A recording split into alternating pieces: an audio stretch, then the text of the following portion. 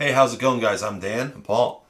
And today we are going to take some time to dive into two Trijicon optics that we used in our LPVO testing for the MTS group and our review. So we have 14 optics in total. We're going to talk about these two specifically. We're going to take some time to dive deeper into the specifications of these two. Paul's going to talk about his observations of the eye box, eye relief, glass, reticle. I'm going to just run through the manufacturer specs, so this should be pretty quick for you folks. So we're going to jump right into the VCOG. Now, this is a Guat era optic. It is a little bit older. We did notice a little difference between the two, which we're going to talk about a little bit, not too much, but we think that's just due to the times, right? Yeah, I think so. I think so. So the VCOG, it is a 128 by 28. All right, comes in at $18.84 online. Pretty sure you can find these a little bit cheaper if you look for a good sale. First focal plane, I'm going to say this right now, both have the MRAD segmented circle in it, which I liked personally. 3.9 to 4 inches of eye relief, 109 field of view on one ax, 13.1 at max magnification, and it comes in at a hefty 29.5. Now, I will note that 29.5 comes in with a built-in mount. This is the only optic where it's built in. Right. And you can change the base plate, but it's built in. You can't. So I was going to mention this is the Bobro mount, right? Yeah, so it's Trijicon mark though. So yeah, so it is solid. This is a chunky boy. One thing I just want to note, one thing that I like about this optic a lot, you'll notice here in the front, this runs off of AA. So if you're in an environment where you're worried about battery accessibility, this is a very good option. One thing that Chris talked about in our previous video as well is the compatibility with front clip, night vision, and thermal. So this thing's made to interact with a few different interfaces, which is really cool. I'm going to let Paul talk about his findings on the scope some more. All right. This one, to touch on what he was just talking about, does have a couple MV settings. I don't care for the AA. I don't have any old EOTechs, so... But it is valid because you sometimes AA's are definitely the easiest batteries to find. Yep. At any gas station or whatever. So for me, that's just another battery to carry, but I can see the validity of it. So the VCOG, it is daylight bright. It is one of the dimmer daylight bright ones. It's really going to depend on your conditions. With ambient light and all that, so you can see it light up, you can see that it's red, but it comes through as like a really dark red because it doesn't really catch your eye at all. We actually have this as one of the bottom two, right? On illumination. Maybe that's important to you, maybe it's not, but it's important to me. It's visible. I shoot a lot up close stuff, so we want to make sure we cover that. The brightness levels on these things. Eye relief on the VCOG was, give it to me, Dan. The eye relief, just going back to it here, 3.9 to 4 inches. 3.9 to 4. So what we did with these is I took in, I kind of measured the usable eye relief, right? Like back and forth where you have a perfect picture versus to unusable. So you have a really good image, a full image without any scope shadow for about an inch, which is kind of tight. But then you have a usable image with some scope shadow for about 3.5 inches, which is pretty average amongst these. Maybe a little bit on the tight side, but not terrible at all. Really gives you the ability to get behind it and move your head and stuff. So with that, the eye box is kind of middle of the road.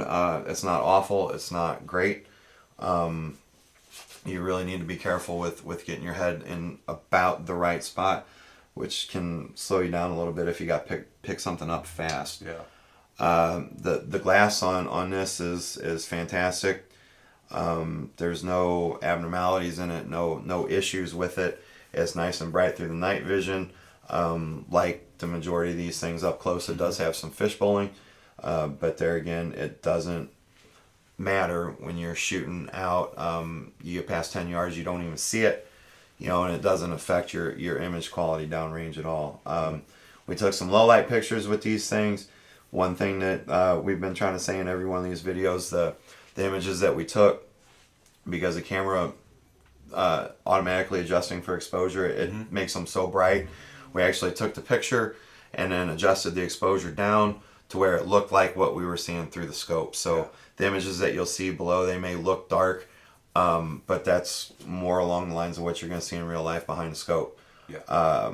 We thought that was doing a better service than just a really bright image and someone getting it and going, oh, this don't look like these guys said it did. Yeah, so, exactly. Trying to be accountable for the yeah, quality of well, and it's important too, right? Because the pictures get so bright that it's almost like, oh my God, this is great. But then it's not really like that in real life. So, and I think that's it on that one. Yeah. We're gonna repeat ourselves a lot with the next one. Yeah, I mean, same but manufacturer, a lot of the same specs. So here we go. Credo 1:8 by 28 comes in at 1210. All right. One thing that sets this apart, MRAD reticle again, the turrets, and I'll let Paul touch on those. Right, you can notice they're quite big. Well, they're external. They're locking. Yeah, the Schmidt. We didn't mention that. With the Schmidt. So 105.8 at 1, and then 13.2 at 8x for field of view. For field of view, yeah. So a little bit lower at 1, but a little bit higher at 8. I think that's just a matter of the times. Both are first focal plane, and this one comes in at 25.75, which is heavy. A little heavy, yeah. But it's another chunky boy. Yeah, I mean, it looks like it's built to last. Yeah, by the time you put a mount on this, it's going to weigh more than the VCOG. Yeah, absolutely. So everybody talks about how fat that one is. Well, this one's, I believe this is the heaviest one that we have when you consider the mount. Yeah, so the Schmidt came in at 22.54. Yeah, this is 25. And that was manufacturer specs, yeah. So we didn't take that one apart because just due to the cost, it was thread locked and sight witnessed. Yeah. So we left that one alone. But yes, this is our heaviest. Yeah. So one of the differences between these in the daylight brightness, this one's not nuclear bright either. It doesn't pick up your eye like a red dot, but it is noticeably brighter than the VCOG. And this also has red and green.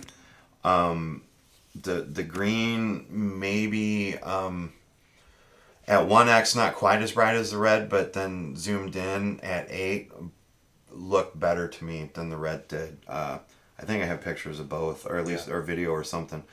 So there again, it's going to depend on your conditions if it's daylight bright or not. You can definitely see it's lit up, but it doesn't really draw your eye to it.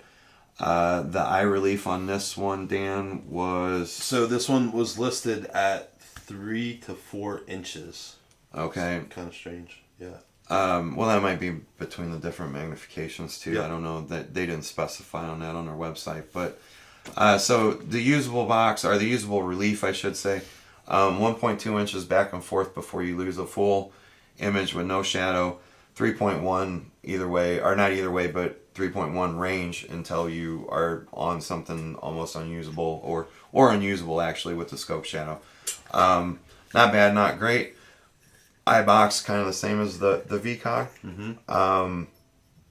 Not bad, not great. I'm repeating myself there, but it's the truth, right? Like you have to focus a little more on getting square behind these scopes than you do some of the others, but not quite as much as yet again some more of the others. So it's not awful. With the exception of the weight, I really like this scope. Yeah, and that comes down to training, right?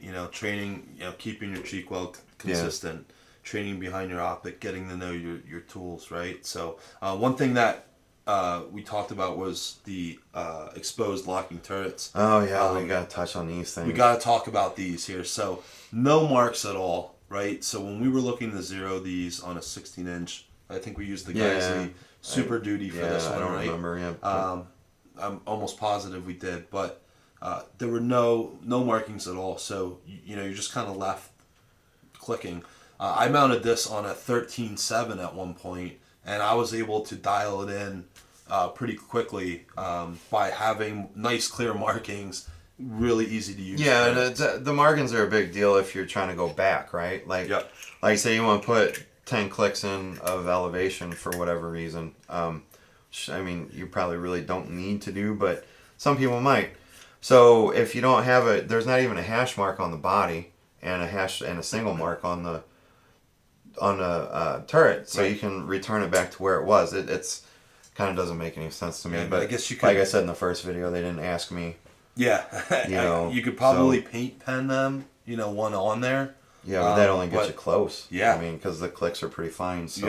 Right. So, I mean, there's really not a good solution to it at the time. Yeah, not that I'm aware of. If you guys know of anything about the VCOG and the turret system, please share it with us. Yeah. Well, I think the one guy said, because we mentioned something about this somewhere, he said, well, we weren't supposed to touch them short of sight and in. But yeah. I don't know if that's true. I haven't served a day in my life. So I don't know if that's accurate or not, but that's what I've been told. Real quick before we go on this, love or hate with these tethers on these caps. Love them because you can't lose your caps. Hate them because they're an absolute pain in the ass to really are. Unscrew and screw on. And I don't know if you saw just me putting the cap back on. I had to use a second hand to hold this from turning or it binds. Yeah. They're kind of inconvenient. I guess you could cut them off if you wanted but it's to. handy because I mean it is handy. Through all this stuff, I thought I lost a cap on one or two of these. This is a dummy-proof system.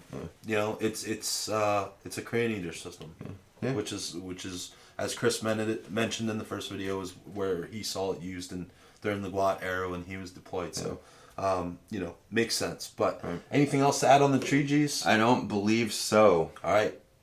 We are done. Thank you, guys. Thanks, guys.